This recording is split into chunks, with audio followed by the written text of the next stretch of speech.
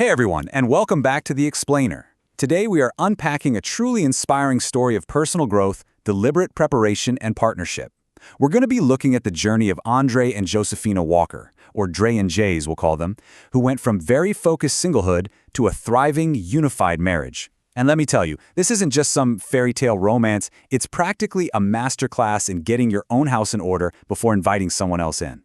We've distilled their experiences into some core insights that absolutely anyone can learn from, whether you're single, dating, or already married. Let's get into it.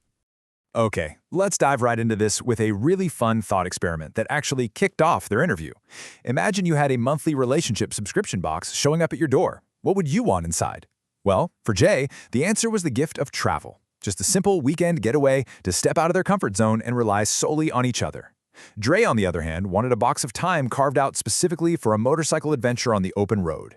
It's a fantastic icebreaker, right? It immediately shows us two fiercely independent personalities who value shared experiences way over material things. But to really understand how they got to this harmonious place, we actually have to rewind to before they even met. So that brings us to phase one, healing before the meeting, and the absolute importance of personal and spiritual preparation. Now, this is arguably the most crucial part of their whole story. Before Dre and Jay could find each other, they had to go through profound, completely separate periods of independent healing. They both hit a point where they actively decided to stop chasing a relationship and start focusing entirely on their own personal maturity. And Dre uses this wild, highly specific term for his phase. He calls it the zombie life. Following a divorce right as the pandemic hit, Dre found himself totally alone in isolation. He was confronted with himself every single day. He spent his mornings at 4 a.m. tending a garden and praying. He fully adopted this zombie life. Think about what a zombie does for a second. It literally has one job, one single focus, right?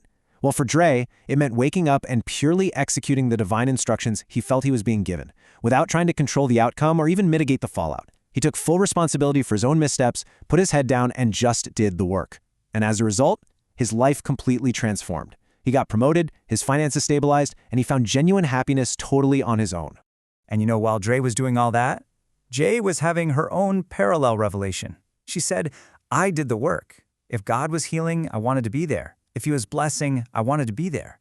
She realized that in her past, she had repeatedly put relationships and men before her own spiritual growth, and she honestly felt she'd missed out on true blessings because of it. So she made this very deliberate, conscious choice to be completely content on her own.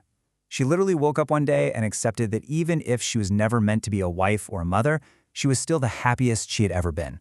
That is ultimate readiness. Which leads us perfectly into phase two, the aha moments, where they finally recognize the one. Because they had both done this massive heavy lifting of healing, they were uniquely prepared when mutual friends finally introduced them. After a blind date where they talked for 4 straight hours without even touching their food, they started dating. And this brilliantly illustrates how two people can arrive at the exact same profound realization in completely different ways.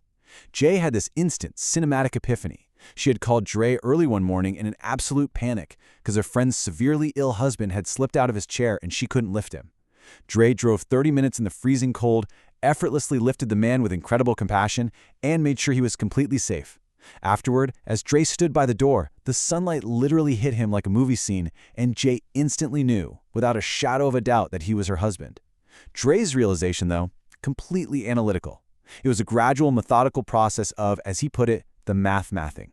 He likened it to a Kanye West or Lil Wayne song where it starts off slow, you aren't really sure what it is, and then you just let the beat build until suddenly the whole masterpiece comes together. All right, moving on to phase 3, merging lives and finances. The practical realities of becoming one. So once that beat built and the decision was finally made, they had to transition from romance to reality. Look, when two highly successful, fiercely independent adults decide to combine their lives, it requires some heavy-hitting practical compromises. It's not just about love anymore, it's about logistics. When merging their lives, they mapped out their compromises beautifully. Take housing, for example. Dre sold his old home because he was house poor with a brutal commute, and Jay moved out of her place so they could build a fresh start together. Spiritually, Jay made a massive sacrifice. She left a church she had heavily served at for 10 whole years so they could align under one roof.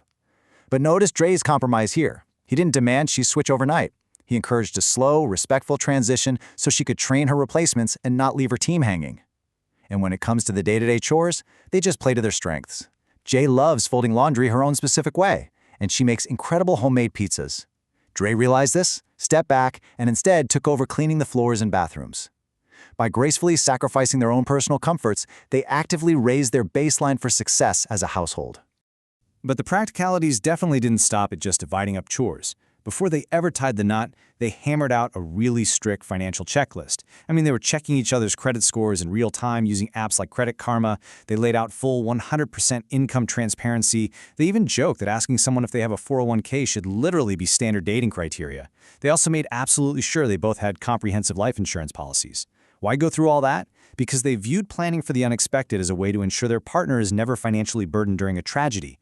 For them, being good stewards of their future was an absolute prerequisite. And to drive home exactly why this kind of financial preparation is really an act of love, Jay shared this incredibly sobering anecdote. She'd heard a speaker who'd been happily married for 30 years.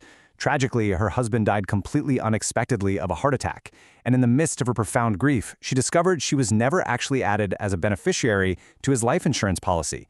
She literally had to fight the insurance company and pay massive expenses out of pocket, all while mourning her husband.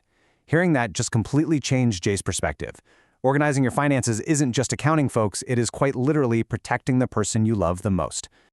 Okay, let's look at Phase 4, the both lose rule, and how they navigate conflict and awkwardness. Of course, even with the absolute best planning, life is full of missteps and weird moments. The true foundation of their communication blueprint is shared grace. You have to be able to laugh at yourselves and, more importantly, forgive each other when things get tense. Speaking of weird moments, I just have to share this hilarious story they call the Charlotte incident. So while on vacation, they met this British couple at dinner. The woman introduced herself as Charlotte, but because of her accent, Jay thought her name was literally pronounced Charlotte. For the rest of the entire vacation, Jay kept calling the woman Charlotte while accidentally adopting this slight British accent to match it, completely oblivious to what she was doing. And Dre? He knew exactly what was happening and just sat there letting it happen. It's hilarious, but it really shows that while they take their vows seriously, they don't take themselves too seriously. You have to allow room for laughter and grace in a marriage. So the crucial point here is really captured in this rule that Dre literally has taped inside his closet as a daily reminder. If your spouse loses an argument, then you both lose. Think about the sheer power of that statement for a second.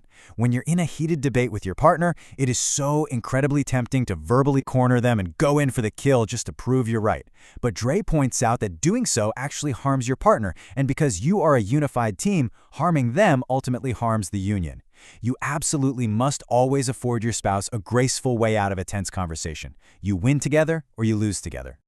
Finally, we arrive at Phase 5, Wisdom for the Journey. Some highly actionable advice for a lasting partnership. We've abrogated their core advice here for anyone seeking marriage or looking to fortify the one they're already in. First up, they highly recommend seeking premarital counseling, but specifically from multiple trusted, mature sources. You want to get different perspectives from couples who have actually survived the trenches. Second, do not set a wedding date until you are absolutely sure. Don't let financial obligations force you into a lifelong commitment you aren't ready for. Third, operate uniformly in faith, unity, and agape love, which is that unconditional love that doesn't keep a scorecard of grudges. And finally, maintain strict boundaries. They kept physical intimacy entirely off the table until marriage. By removing that physical aspect, they basically prevented emotional blinders from obscuring their true compatibility. It forced them to figure out if they actually align spiritually and personally first. Now, if you're looking at those boundaries and thinking, well, I've already made a ton of mistakes in my past. Jay shared a super powerful concept she learned during a mission trip to a rehabilitation center in Ethiopia that helps women escape the streets. She learned what we'll call the purity principle. The concept here is that through grace and spiritual maturity, your past mistakes are entirely washed away. You are completely restored, literally as if you had never stumbled in the first place. You are capable of a fresh, pure start, regardless of your past relationships or even the generational curses in your family history. You can actually be the one to break the cycle. As we wrap up this explainer, I really want to leave you with a final provocative thought. Is your house in order for the good thing?